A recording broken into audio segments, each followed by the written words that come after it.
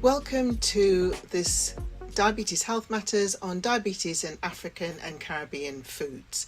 My name is Dr. Joan St John. I'm the host for this series of webinars, and it's a delight to welcome you to this webinar with Shola Oladipo, who is a registered dietitian and the CEO of Food for Purpose, which is a community interest company focused on delivering nutritional, healthy living solutions for Black African and Black Caribbean communities living with chronic illnesses. Welcome, Shola.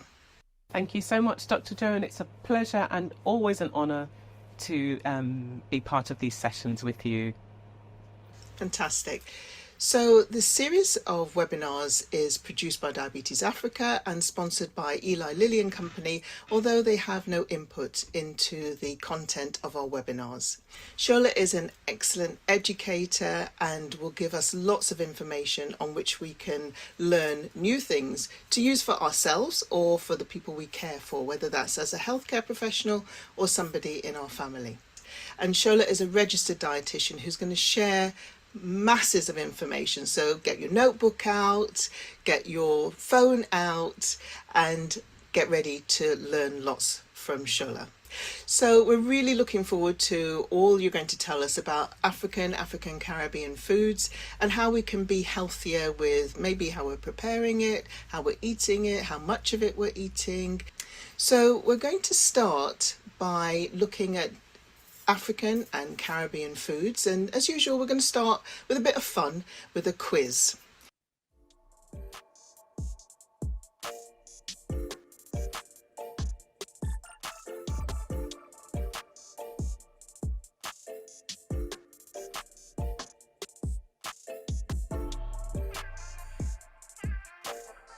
Okay, so the quiz today is going to ask you, first of all, how many people living with diabetes in the UK are from the Black African, Black Caribbean, so-called Black Other community? And is that 70,000, 100,000 or 150,000? How many people do you think are living in the UK with diabetes from the Black community? Is it 70,000, 100,000 or 150,000? It's actually 150,000, and it's probably even more than that, to be honest with you, because the numbers are going up by the minute. Overall, there's nearly 4 million people living with diabetes in the UK, and many more that don't know that they're living with diabetes. More than 500,000 are from so-called minority ethnic groups. We call them global majority groups, who have a 3 to 6 times increased risk of developing type 2 diabetes, develop it at a younger age, and have a greater risk of complications. So stay tuned to learn more about what we can do to mitigate that increased risk of complications. Let's talk about carbohydrates within the context of diabetes. Why are carbohydrates so important when you're talking about diabetes? And people will hear this a lot, and some people won't know what carbohydrates are, but the sort of starchy foods are going to be the carbohydrates, but carbohydrates will also involve other types of foods. If you see the graph on the right, you can see the effect that different parts of our nutrition have on our blood glucose or blood sugar levels. In the sort of greeny part of the graph, that big mountain peak that you can see is the effect that carbohydrates can have on our blood glucose, our blood sugar levels. So they cause a spike, a high rise in the blood glucose levels and a high fall. Now that will depend on something called the glycemic index, and Shola is going to explain more about that and illustrate that with the foods that she's talking about. Sometimes the peak in that mountain can be a bit flatter, but what happens is carbohydrates have the greatest impact on our blood glucose levels. So that's the thing really to take from this slide. Proteins and fats have less effect on the blood glucose levels, but carbohydrates have the major effect. And we'll talk about different types of carbohydrates, different types of starchy foods, and the role of carbohydrates in remission or reversal of diabetes, type 2 diabetes. It's really important that we never forget that our national guidelines in the UK are saying to us that dietary advice is such a fundamental aspect of anybody living with diabetes, that they should have that dietary advice in a form that is sensitive to that person's needs, to that person's culture, and to that person's beliefs. So I just want to highlight to you very quickly a pilot study that we did within Northwest London in the area that I work. We looked at whether people who were living with type 2 diabetes had received some dietary information when they were diagnosed as living with type 2 diabetes. And you can see that, unfortunately, quite a lot of people had not received dietary information, so about just over 52%. But of those that did receive dietary information, for the vast majority, over 75%, it hadn't been culturally relevant. And so we set about changing this, because it was really important to us that whoever was going to give information, whoever was going to receive information, that it would be culturally relevant. If we look at Black Caribbean traditional diets, the likelihood is, and I think we know this is what we live with, that it's going to tend to have a high carbohydrate content. As a total of the calorie intake, up to about 60% will be coming from a carbohydrate. And that's the traditional diet. However, as we all know, Africa is a continent, not a country. And the Caribbean also is made up of many different islands with different cultures having an impact on those areas. And, it's not a homogeneous thing. What does this mean? We're all different. So there's regional differences, there's religious differences, there's cultural variations. So we have to take that into consideration. And we can't say African foods or Caribbean foods. There is a general foods that we tend to eat, but each region is going to be different. And also we travel. So when you come to the UK, if you go to the US, if you travel to a different part of the globe, you tend to assimilate some of the habits of that country, of that region, and your food will then change slightly, or maybe the way you prepare your food may change. There's a wealth of evidence to say that if you culturally adapt, if you're culturally sensitive to somebody's needs, that you're going to get better outcomes. There's a huge amount of evidence in support of that. So given that, as global majority populations, so-called ethnic minority populations within the UK, we're a significant proportion of the people living with diabetes. As we said, around 500,000 people, 150,000 African Caribbean heritage people. Diet is always going to be the cornerstone of any management of type 1, type 2 diabetes. And when it's culturally specific and adapted to meet that person's needs and beliefs, then we're going to get better outcomes. And never forget, NICE, which is our national guidelines, recommends it as well. So, nothing wrong with our food. I want to say that. Nothing wrong with our food. It may be the quantity, it may be how it's prepared. We're going to learn more about that. We're going to now move on to say, do you know your cassava from your yam? So over to you, Shola. So I love where you ended. We're not a monolith. We're not a homogenous group. We are indeed a global majority. And actually, there is nothing wrong with our foods. Dr. Joan, can I just say how tired I am? People, saying that there's something wrong with our foods. I'm actually hearing, our communities who are living with chronic illnesses like diabetes, feeling that they can't actually eat our foods. What a tragedy. People are sacrificing because they really feel there's something wrong. And just to reiterate what's already been said, there's nothing wrong with our foods across the continent of Africa and across the somewhat 30 or more beautiful islands of the Caribbean. We are blessed with a plethora of foods, ground provisions, and there's nothing wrong with them. And I really want to just talk about that today, a celebration of our foods, but also just a reminder, as Dr. Joan has mentioned, carbohydrates. Then we're not to be afraid of carbohydrates, but they're important. They make up a large portion of our dietary intake, and we're not apologising for that at all.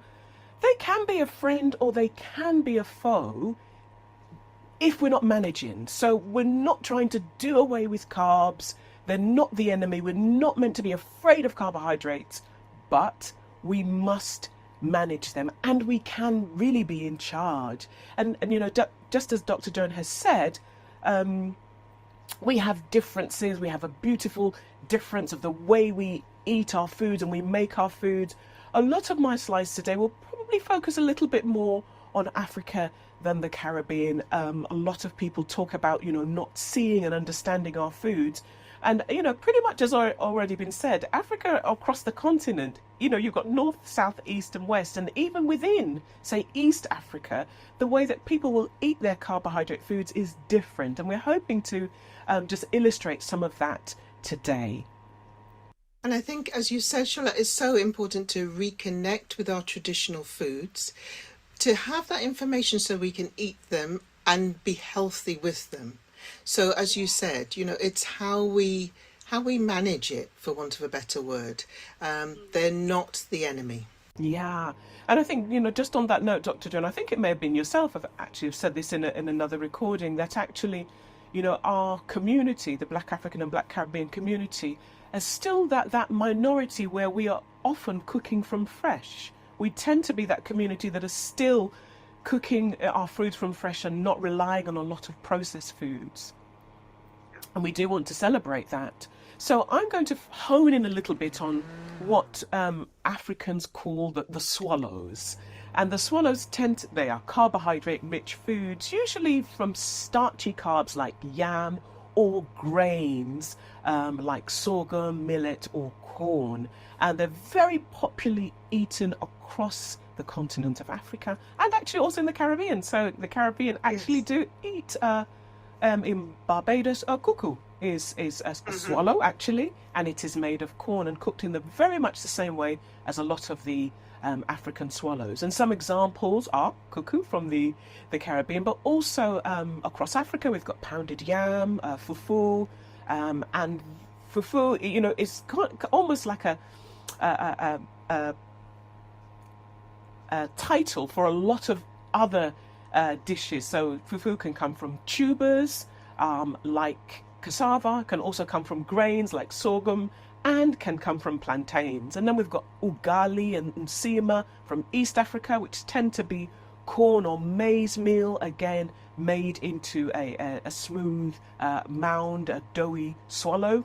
Sadza from South Africa, Zimbabwe, made from cornmeal, and pap, not quite a swallow, but depending on how dense it's made, it can actually also be a close relative. So the swallow in general gets its name because it's a soft, doughy-like carbohydrate, and it's usually eaten without chewing a lot because it's quite doughy and soft. A little bit like mashed potato, but not mashed potato. I love the way you said it's a relative as well, because you said about cuckoo in Barbados, we have it in Grenada as well, and in Jamaica it's called turn cornmeal. So, you know, it's like the islands have slightly different names for a similar thing, just as different regions within the continent of Africa have slight variations on a similar thing. Yes, thank you for bringing that in, Dr. Joan. So, you know, people do say to me, so what's the big deal with, you know, glycemia and African swallows? And just as you've said earlier, Dr. Joan, it's because of the carbohydrates. Most of our diet is carbohydrate based, and therefore they will have the greatest effect on glycemia or blood glucose, you know, the rising and the falling of blood glucose. And carbohydrates with low glycemic values basically cause the blood glucose to rise more slowly, and they're metabolized more slowly, and therefore that steady rise is what we're looking for. That's what we're advising, that slower rise in blood glucose levels. Now, I do want to say, Dr. Joan, right at the beginning, that the practical bread and butter pillars of advice that we always give, which is healthy living, that balance, having moderate carbohydrate, moderate protein, having nice, generous amounts of vegetables, having, fruit that are lower in sugar, that still stands. So that healthy eating advice today is not going anywhere. I don't want people to sort of, be tripped over by a lot of these terms that we're using. And I just wanted to say in that vein that, we don't eat our carbohydrates in isolation. So we are talking about glycemic index and we're talking about carbohydrates, but we do recognize that you don't just sit there and eat carbs. We do eat these foods as parts of meals. We eat them with protein and foods that contain fat as well. And I just wanted to raise that. It's important that we don't want you leaving and thinking when you're doing your shopping, oh my God, think carbohydrate. We do want you to think balance. We want you to think healthy living. We want you to think, about exercise, your fruit and your vegetables and everything. But we're honing in today because of the reasons that we mentioned earlier about carbohydrates. And Shola, can I just add, you've got something about glycemic index coming up, because just to say that the low glycemic index, the benefit of that is that you stay fuller for longer, because it's staying in your system for longer before it's broken down. But you're going to go on and talk about that. And that's such a good thing. I mean, let's go there, Dr. Joan, because I found that for a lot of people, it's I think everybody wants to enjoy their food and they want to feel full. That risk of, I'm not going to feel full, I find a lot of the time is one of the things that gets in the way of people following I wouldn't even call it a diet, that this healthy living and managing their carbs. They're afraid that they won't feel full. And I think it's really important that we just take that on board. So glycemic index then is a ranking of foods according to the speed at which they're digested and how they increase blood glucose levels after 2 hours. And that speed or that rate is affected by the ripeness of the carbohydrates. So if you think about something like green banana or plantain or plantain, wherever you're coming from. Plantain. So the greener the plantain, the lower the glycemic index because it's got less of these sugars. The browner or blacker the plantain, the higher. So ripeness can affect how that food would raise your blood glucose level, as can the size of the grains. So can the actual texture of the food, and of course, as we mentioned before, what you consume it with. So if you're just eating a mound of just, white bread, if you're not having anything else, your blood glucose level would rise higher than it would if you had some lettuce and some ham or some tuna. So in terms of, just very generally, in terms of, what does high and low look like? A high GI food, so glycemic index, we sometimes call it GI. A high GI food would be something like white bread, potatoes or white rice. Medium would be something like orange juice or wholemeal bread. And low GI would be something like beans, oats, and fruit.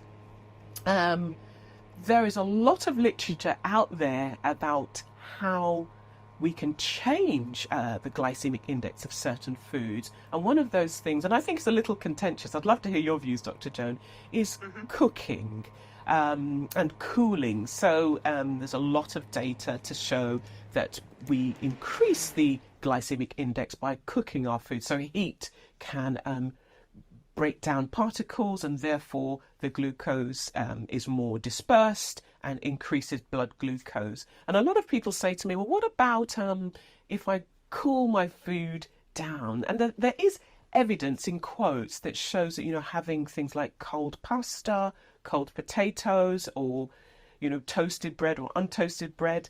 But I found, I'm not sure what you think, Dr. Joan, that a lot of those studies are quite small. And also in terms of, the science is important, but the practicality of the benefits you get. How often would you sit and eat cold pasta and cold potatoes? And you wouldn't eat them in isolation. So we do want you to know that there is evidence out there. You may see it out there. But just to remember that we're not advocating that you change to eat, cold foods because you want to get those benefits. But I'd love to hear your thoughts, Dr. Joan. I don't have a problem with the evidence that's out there that says, like, the sort of re-cooking pasta. So reboiling it twice actually lowers your glycemic index, so then you are less likely to eat more of it. And I'm happy with that, because I think anything that's going to help, it might help somebody. You know, people say to me, can I eat a banana? Yes, you can eat a banana. If you're finding it's pushing your blood glucose up, I'm not talking about plantain, by the way. Yeah. If you're finding it's putting your blood sugar up, try having one that's less ripe. That might be the way that you as an individual can then still incorporate what you love into your diet, but keeping it healthy. So yeah, I think giving this information allows people to choose what's going to work for them. And so yeah, I'm good with it. I love that approach, actually, because what we're doing this evening really is offering you more tools for your toolbox. And as you've said, Dr. Joan, it's about people trying what will work for them. What will work for somebody may not work for someone else. And I guess the final point in this slide is ultimately we're not just sitting there eating carbohydrates. It's about eating a mixture of lower GI, hopefully lower, and you may have a few higher, but it's about mixing and having that combined effect and understanding the combined effect it has on you. And we just want this session to be about, we want you to feel as you leave the session that this was realistic, and we're not trying to drop science in your lap, if you like. So it is about that reality of living with having a mixture, a combination, and understanding what works for you. I'm going to hone in a little bit on yam, because yam, he's a popular jingo, isn't he, all over the Caribbean and African diets. And I looked at a few studies, but I liked this one by Ampofo et al., a Ghanaian team, and they looked at the glycemic index of yam, white yam, water yam, and yellow yam. And these things are important to us. A lot of people who perhaps are not from Africa or the Caribbean or don't understand our food, you might just think that yam is yam. Yam is yam. Just like potato isn't potato. You've got white potatoes, you've got russet potatoes and King Edward. In Africa and the Caribbean, yams, they're many family members. Many different, yeah. So what this group did was they looked at white yam, boiled, roasted and fried. And I've just showed on the screen here the glycemic index of the averages. So white yam, as we can see, is actually, 44, comes in sort of medium low. Absolutely fine, but don't forget the portion control. Roasted yam a little bit higher, fried yam a little bit higher. Similarly, we can see the same pattern with water yam. Fried water yam again.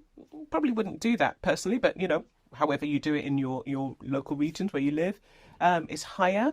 And again, with the yellow yam, we can see that the fried yellow yam is a little lower, actually, and the boiled tends to be higher. So I said all of that to say this, that yam behaves differently. It's good to know the figures and the numbers. But I wanted people to know that yam is okay. I get really worried when people say, "Oh, I stopped eating yam because my doctor said it was bad for me." Well, have a look at this. If you're boiling your yam, it's okay. Even if you're having a little bit of fried yam now and then, it's okay. It's about managing your portion and also managing that plate, having your vegetables and having your moderate amounts of protein as well. And again, some of the other swallows have sort of gone, for some of the very traditional ones. So looking at something like cassava. Cassava is such a versatile tuber. It's amazing. It can be quite high. So if we look at something like eba, of all of the swallows, cassava, or eba is made from dried cassava. It's milled into a flour, but the grains are quite large. And I think with the glycemic index of something like eba, or Garri, if you cook it, some people call it Garri. I think Ghanaians eat it with hot water and call it Garri. Nigerians tend to call it eba. Eba is a funny one because it really depends on which region you're coming from. Some tribes make it very loose and very soft and squishy. Some tribes make it so thick, Dr. Joan, you could throw it at the wall and it would bounce back at you. Right. So again, I want to say that these swallows, they're not outlawed, but something like cassava can be quite high. So you need to manage that fist size amount. I do like talking about glycemic index, but I think in the back of my mind, I'm always reminded of glycemic load. So it's not just about what it does to your blood glucose level, because if you, for instance, if you're thinking, she said that oats, were low glycemic, beans were low glycemic, so I'll eat loads of them then, because it still is about the amount. So do you remember at the beginning we said it still is, those pillars still stand, moderate portions, managing that portion control. So glycemic load relates to the GI of the food, but the amount of it in the portion. And the theory is that, a high GI food eaten in smaller amounts gives the same effect of the same GI effect of low GI foods eaten in slightly larger amounts. And that's why, I guess, Dr. Joan, you're saying is that we should be aiming for those lower GI foods so that we can enjoy, feeling full and satisfied. And the practice, as I've said, I'm harping on now, it's about eating sensibly, and it still is about following the healthy eating principles. And I think it's important to say that for different individuals who may be on different types of treatment, so let's say, for example, if you're taking insulin, it's going to impact your blood glucose differently depending on what African swallows you have, what that you're eating, and so you may notice, I think that's why we're saying about the glycemic index, to give people an indication that it may affect how your blood glucose levels rise, when they rise, how quickly they rise, how quickly they fall, and you may need to make an adjustment to a treatment like, say, for example, insulin. So that's why it's important to think about these things, whether it's something like ground rice, whether it's actually the fresh tuber that you're using, or whether it's something like a grain. So yeah, thanks, Shola. Thank you for mentioning that, Dr. Joan. Obviously, my young people, when anything now is longer than a few minutes, they say, "Oh, Mum, it's a long thing, it's a long thing." And I hear a lot of people saying that, our tubers, boiling, well, actually, let's start going to the market, peeling, chopping and boiling and Shola, going to the market, doing the negotiation. You missed that bit. Oh, yes, I forgot the negotiation. Yeah, I love that. You're not going to pay the price that they ask. Come on, not until he cuts that yam in half, because I want to see it's fresh, innit? Exactly. And no frost damage. Thank you, indeed. So it is a long thing. It can be long.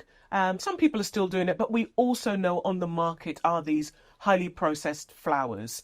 Dr. Joan, I'm not against them at all. I think sometimes they're lifesavers, actually. But I'm reminded of an audit that our team at Food for Purpose carried out about 4 or 5 years ago. And we looked at the 15 big brands of poundo yam or pounded yam.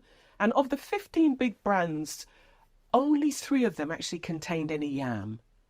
And, we feel quite passionate about, sort of efficiency and ease, because we know we live in this very speedy life, but we're also aware that a lot of the products that didn't contain yam that, will make it quick for you to make your food, they didn't contain yam. So what did they contain? Some of them contained rice, ground rice. Mm-hmm. Some of them contained potato starch and mashed potato flour. And we know, if you remember from the few slides ago, I was talking about glycemic index, white rice or ground rice and potatoes were, high GI. So in this product that sometimes you think you're buying, the yam, it didn't contain yam. One of them actually, Dr. Joan, contained custard powder. Oh my goodness. So we're not saying don't buy the products, because, it's a blessing for people who just want to be able to boil the kettle. But what we are saying is that it's worth checking the labels. And we know that, a lot of our people have done just brilliantly to get these foods into the UK so we can enjoy our traditional foods. However, please check the label. Some of them contain very little yam or the active ingredient. So sometimes you might be plantain fufu or cocoyam fufu that you're expecting.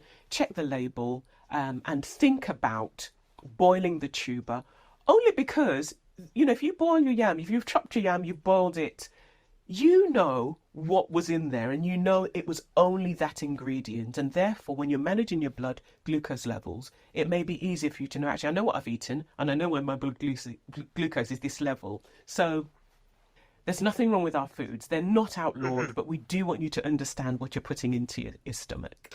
And I think, as you said, it's not about no escaping from it in a way, because here's an opportunity. Yeah, I love Eat that. your food, adapt your food. So you're still eating your food and you're not missing out.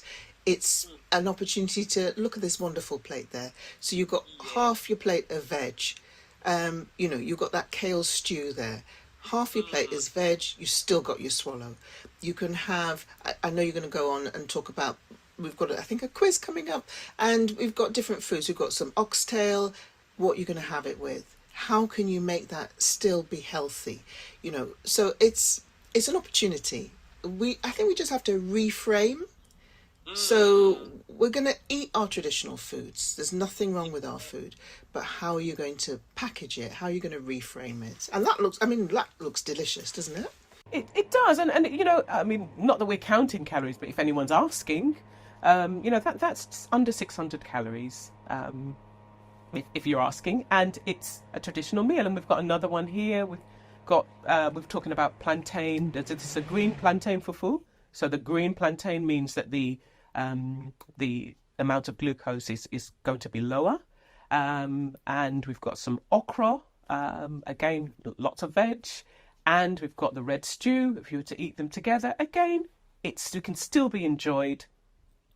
We've got some amala.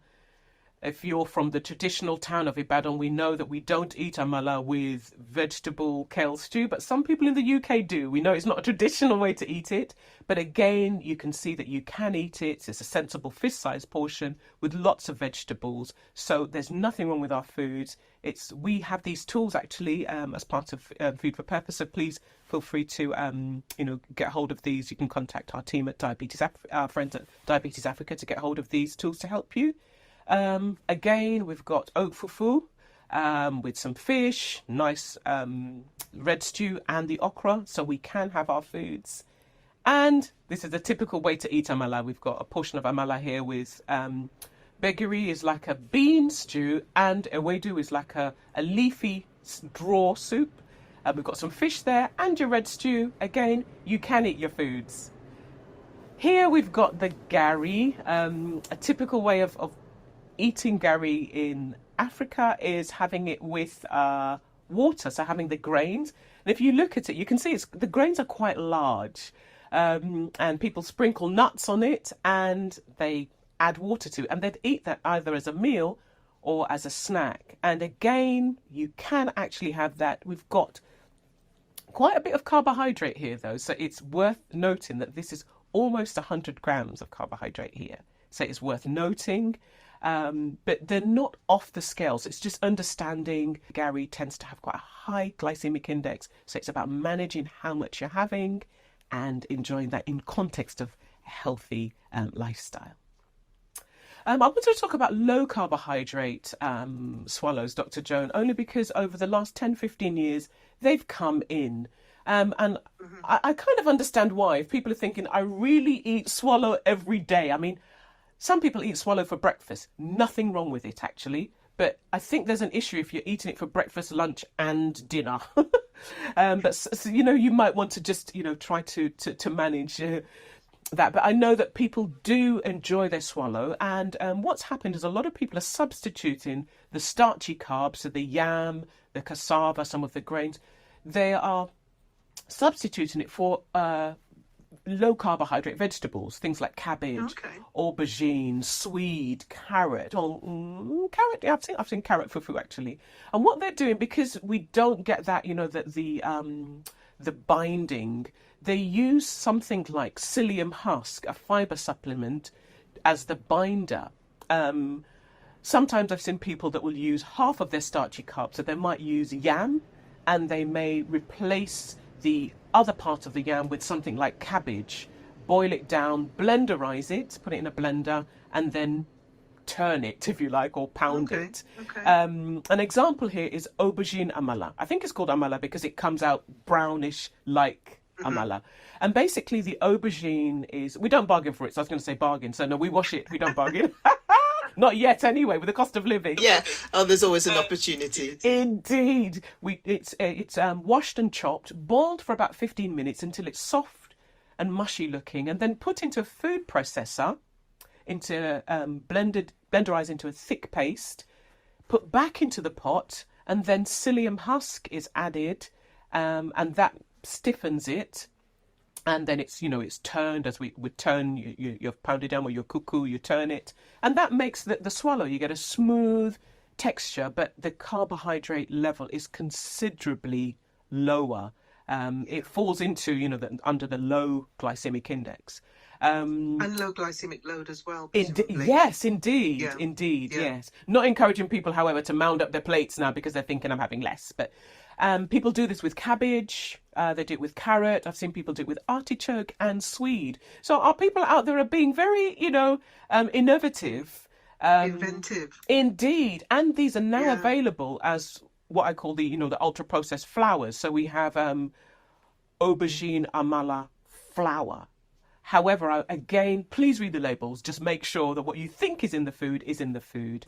I'd just say the reason that perhaps I exercise a little bit of caution is the excessive use of psyllium husk, because that's not exactly what it was, what it's licensed for. It is for constipation, and that's why I'm a little apprehensive about it. But of course, people should have a go if they want to. But the possible, disadvantages are the GI symptoms that come with using a lot of psyllium husk. So some people sometimes use 2 or even 3 scoops of it for each cooking, for each swallow that they're making, and that can cause flatulence and abdominal pain, constipation, diarrhea, sometimes nausea and vomiting. Some people have allergic reactions, and I think the most important for me actually is the interaction with medications.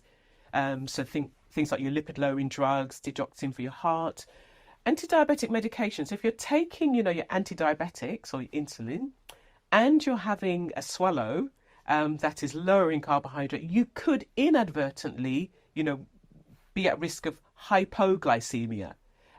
So it's just worth knowing. And of course, it also interacts with things like lithium and other medications. So if you do want to try the swallows, please do have a word with your GP and just make sure that you're following instructions and be careful with the psyllium husk.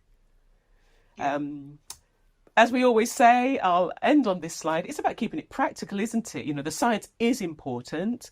Our diets are not just based on carbs alone, so it warrants this holistic approach. Hopefully we've given you some knowledge that you can take away and practicalize. Portions still need controlling, and understanding that unique effect on your glycemic response is really important. So we've thrown at you some numbers and figures, but actually one size doesn't fit all. And I think, Dr. Joan, as we're moving towards, personalised nutrition and nutrigenomics, I think we're coming to a time where people will understand, when I eat that specific food, this is what it does for me. So it's about understanding what works for you. Yeah.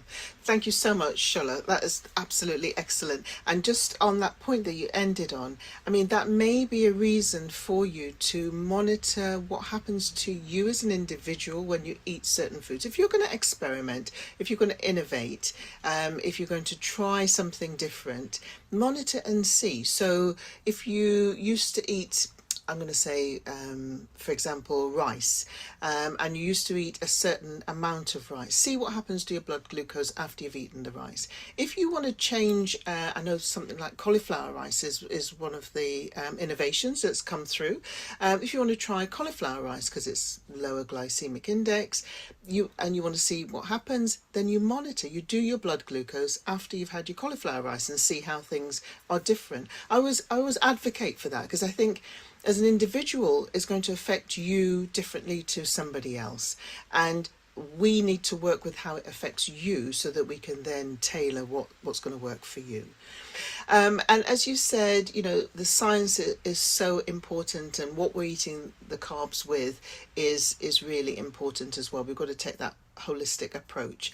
And in terms of holistic approaches, it's so important, I think, that people discuss whatever they're going to do, however they're going to monitor, whatever they're thinking of trying, with their whole healthcare team. So whether that's going to be at the GP surgery, whether that's going to be in the clinic, whether that's going to be with a specialist nurse, whether that's going to be with a dietitian, it's so important. Bring in the team, bring in their expertise. You have expertise, you want to try something different, work with that whole team so that you can get the best out of that team and get the best health for yourself. Indeed, absolutely. And just to mention, we've talked about glycemic load and glycemic index and portion control. Timing is crucial as well. So it's very important that we're spreading our carbohydrate across the day, ensuring that we're allowing, time in between meals and not missing meals, and certainly not, lumping everything towards the end of the day. It's very important that we're spreading the timing of our meals. And Shola, just a quick point on that as well, because you had mentioned it previously about the healthy living, and don't forget activity, don't forget movement. And you said about the timing, and I remember there was a study, don't have the reference to hand at the moment, that showed if you were to do some activity after you have your evening meal, and I know you want to sit down and watch maybe television or the soaps or whatever, but actually if you do some movement, it has a beneficial, it's almost like it sort of supercharges the benefit on your blood glucose levels. It lowers your blood glucose levels even more, particularly in the evening. So just that added point about timing. Yeah. So that's fantastic, Shola. Thank you so much.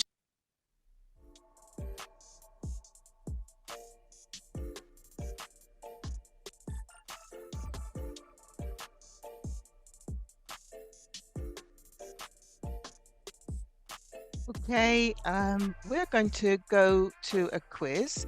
Hopefully I'll be able to put my camera on in a minute. And we want to ask you, which has more sugar? Okay, so get ready. We've given you lots of information. We've talked a lot about glycemic index. Here we go. We've got ginger beer, we've got Coca-Cola, but there are other colas available, and we've got Ting, who you may recognize if you are from the Caribbean. So we want you to guess how much glucose, how much sugar, the equivalent of sugar cubes, is in each of those, which has the most. Polls should come up, and you can see which one has the most sugar, which one has the most carbohydrate, free sugars. Here you go. For those of you who said Coca-Cola, you were right. So 35, let's say cola. So don't want any lawsuits. 35 grams of carbohydrate in the cola. Whereas with the ginger beer, it's half of that amount. With the Ting, it's less than half of that amount, about a third. So if you're really working on trying to cut down on your carbohydrate intake, never forget the drinks that you have will also have an impact on your blood glucose level.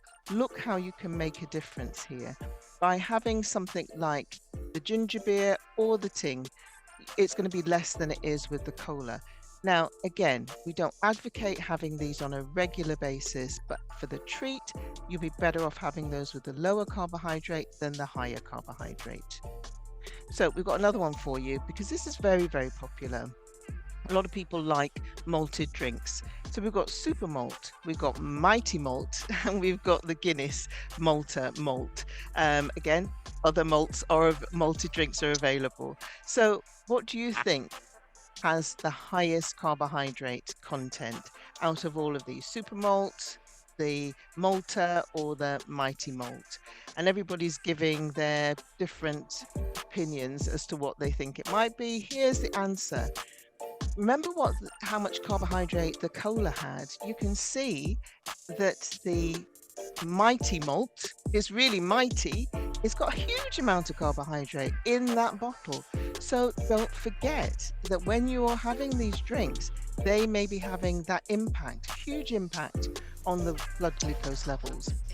And when you think about it, the one that has the most doesn't have it has a bit of protein, doesn't have fat, but in terms of the nutritional value that this is giving you, it's not giving you a huge amount of nutritional value. It's giving you a lot of free sugars, a lot of carbohydrate, but not a lot of nutritional value.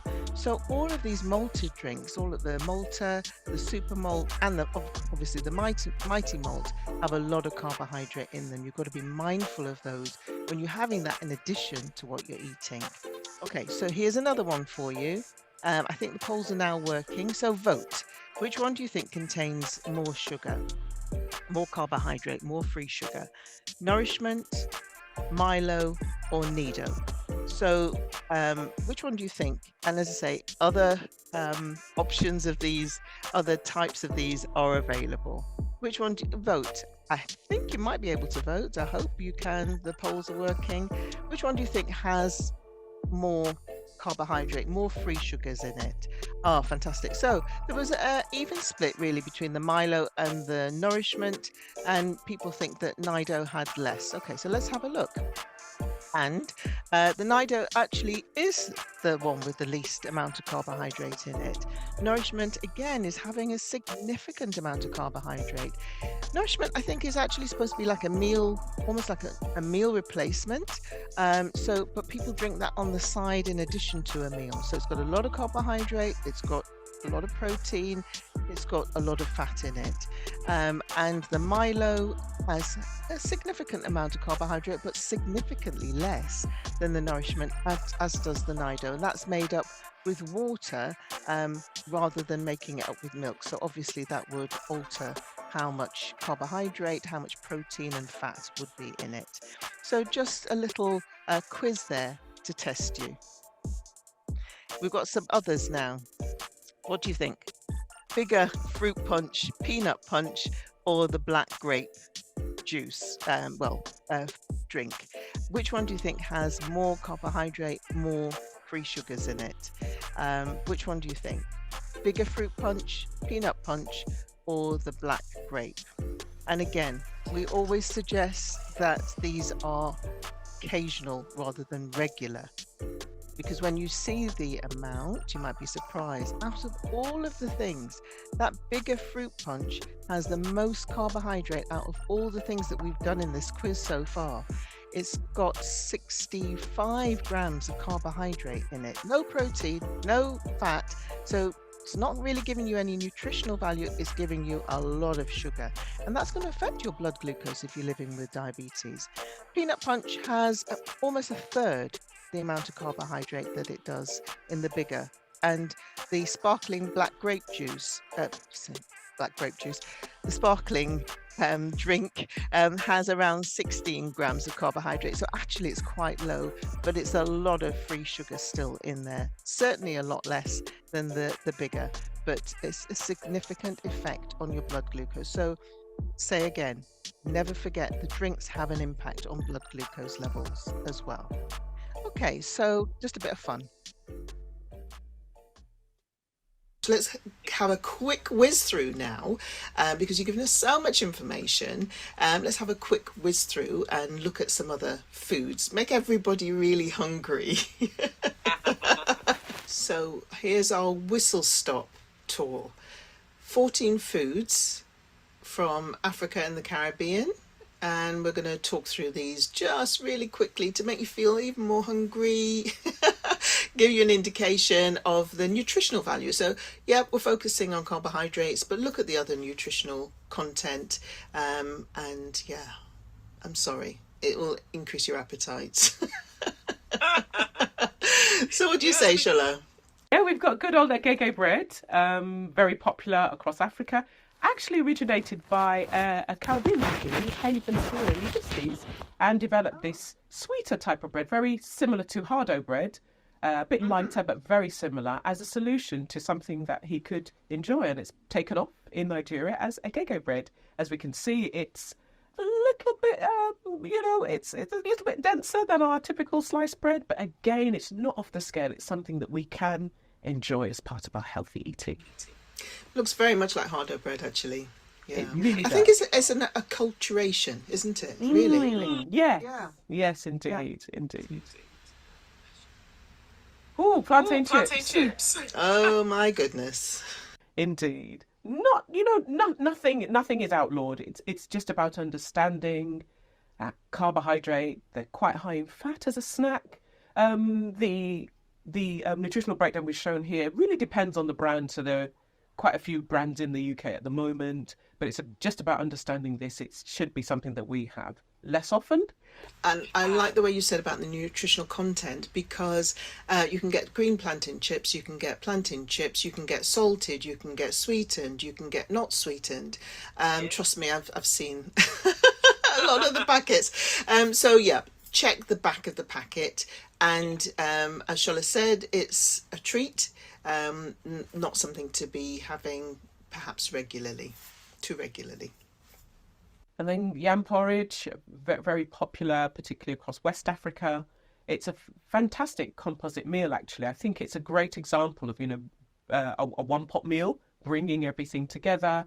Managing our portions here is very important. And also having, Dr. Joan, with this dish, I don't see our people doing it, having a generous side of vegetables with it, because it is carbohydrate rich, but it also has, veggies. You've got your tomatoes in it, but we could still have a salad. I did say salad at the side. Or what about some veggies? Your mixed veg. You could have a nice side of mixed veg with this to make a really filling, really lovely, authentic meal.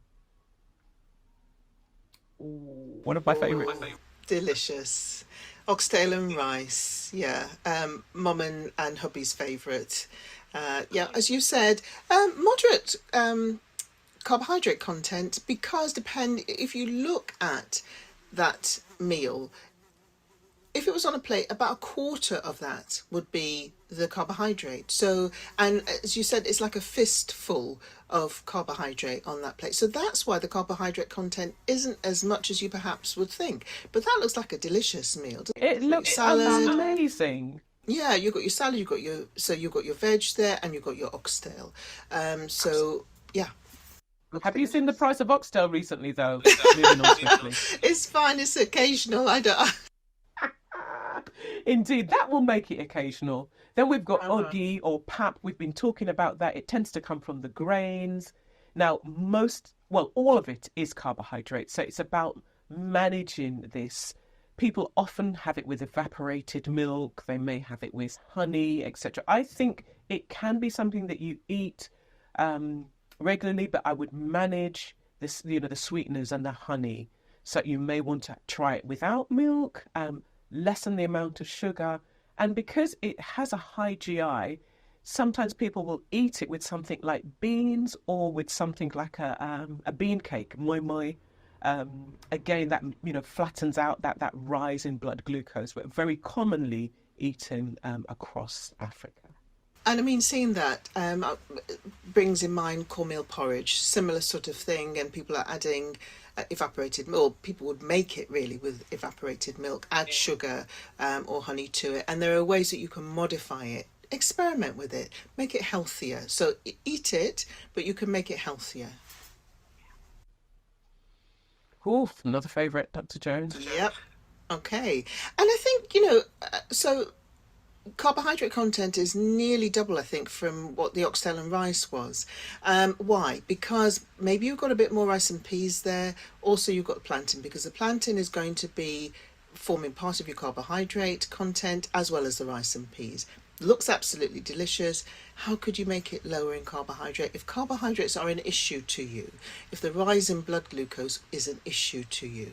So some people, don't shoot me, some people roast the plantain instead of frying it. It's a possibility. You can do it. You can still get it with that nice sort of crispy texture, like fried, but it's not been fried. You could reduce your portion of rice and peas. Not seeing any veg on there. So reduce your portion of rice and peas, add in some veg, add in some green veg, make it healthier, but eat the foods. Yeah, absolutely. And that chicken, hopefully we're doing that chicken in the air fryer as well. Comes out nice and crispy. We could lose the skin if we were feeling very generous. And it tastes just as lovely, actually. Yeah. Akara, black eye bean fritters, like a fried bean cake. I think we'd be watching the fat and the carbohydrate here. Again, just a few as makes a small serving. It's not something that needs to be outlawed, but certainly wouldn't encourage you eating every day. It's a nice treat to have, and often eating with ogi or pap that we saw on the previous slide. So it's not often eaten alone. Some people eat it with bread also, as a sandwich. I know that it's kind of like a workman's meal in a lot of African nations. They take a whole large amount of Agege bread and stuff the Akara in the middle. It keeps you full for very long, but think about that glycemic load. So if you're having Akara and you're having pap, just think about the portion control. And pounded yam, we've literally talked about it earlier on in the slides. It's that fist-size amount. Do use the powders if you have to. Remember to read the labels, but please do, if you can, boil your yam and pound it or turn it at home yourself. You can get a great result. It is actually quite high in carbohydrate. The glycemic index can come up as medium, but remember that it's about the load. It's about how much you're having. We've also talked about Garri earlier on. Again, we talked about the glycemic index. It's very high in carbohydrate, eaten in different ways. So turned as eba, also eaten as the powder we showed you with sprinkled with the nuts. Again, not outlawed, but it's just about managing that portion. So look at that, in 100 grams, we're looking at about 88 grams of carbohydrate. Okay, we've actually talked about it, making it into eba with hot water and having it with stew, and also adding the nuts as well. So Ackee and saltfish, and look at the carbohydrate content from the World Foods Book. This was like one of the revelation moments to a lot of people. Only 4 grams of carbohydrate, and they're thinking, wow.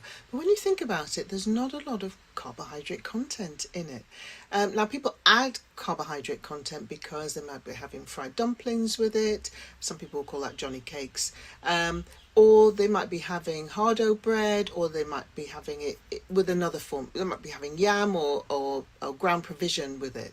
And you're going to add carbohydrates in that way. But if you have it with avocado, if you have it with tomatoes, you're going to keep your carbohydrate content low and enjoy wonderful traditional food. I love Ackee and saltfish. So, you're not going to feel hungry with a meal of Ackee and saltfish, adding tomatoes, adding avocado with it. So, there's just ways that you can make it healthier. Yeah, love that. Love that. And we've got Moin, very similar to Akara, but instead of frying, it's actually steamed. Brilliant way of getting in your carbohydrate and also your protein. It's high in protein as well, often eaten with pap, or sometimes people will have it with rice and meat. Again, just be a bit careful if you're having with rice and meat, because your Moin is actually giving you some protein as well. So feel free to have it as, the protein as well. A great healthy meal. Just be careful if you do make it at home with the fat. I know a lot of people add a lot of palm oil. Just manage the oil amount. And again, it's a very delicious, quite filling meal because of the beans. You get that satiety. Which is going to give you some fibre as well, isn't it, the beans? Yes, indeed. And the fibre, of course. Puff puff, it's called so many other names across Africa. It's a fried dough ball, basically. Again, treat. Just be careful. The carbohydrate doesn't look that much, but actually it can rack up because people tend not to just eat one. So be careful with these. They're a treat, and also they're quite high in fat as well. And the boiled dumplings. Remember, this is not going to be a whole meal by any stretch of anybody's imagination. That's only going to be a small part.